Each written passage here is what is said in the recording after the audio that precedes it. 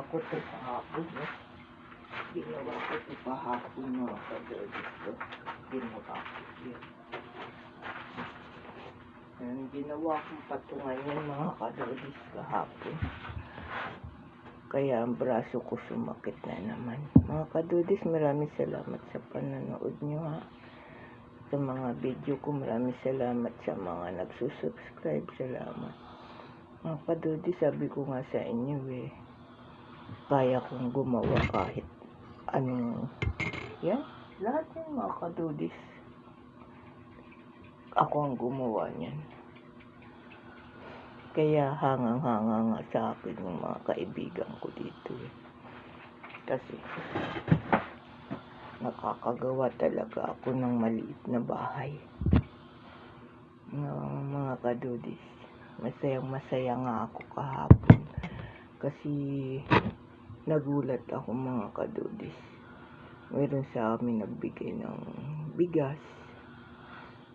Napakamahal ng bigas ngayon mga kadodis. Ang kita ni Taytay kulang na kulang. Kasi yung anak ko naman buwanan ang kita. Kaya medyo nahihirapan po kami. Kaya ako naman ngayon, hindi ako makapamili. Wala akong puhunan.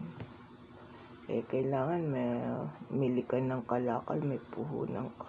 Wala po akong puhunan.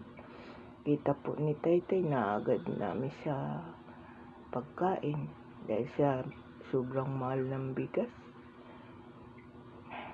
Kaya ang ulam naman namin marami namang nagbibigay na nakukuha namin sa nalilibre-libre naman. Ang ulam namin gulay, madalas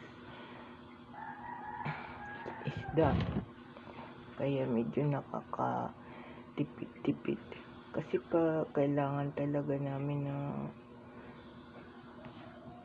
higpitan ng sinturon dahil pakahirap po. Marami kaming utang na binabayaran. Ayaw ko naman po na hirap mga kadodis. Sobrang hirap. Sabi nga ng anak ko, dahil nagpapasalamat ako mga kadodis sa Panginoon. Lagi unang-una sa Diyos. Dahil sa yung iba, hindi mga nakakatulog halos magdamag. Nagkakaroon sila ng problema, nagkakasakit. Pero ako mga kadodis, yan ang pinagpapasalamat ko sa Panginoon. Kasi ako kahit di matulog magdamag, malakas po talagang katawan. Hindi ko nga po alam kung bakit di ako makatulog. Siguro kakaisip sa mga bayarin, kuryente, tubig. Siguro. Pero malakas ang isip natin mga kadodis. Dahil di tayo pinababayaan ng Panginoon.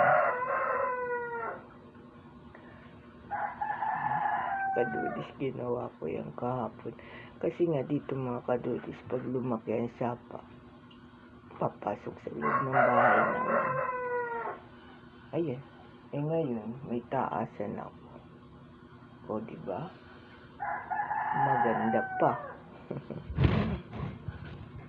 Salamat mga kadodis sa panonood niyo.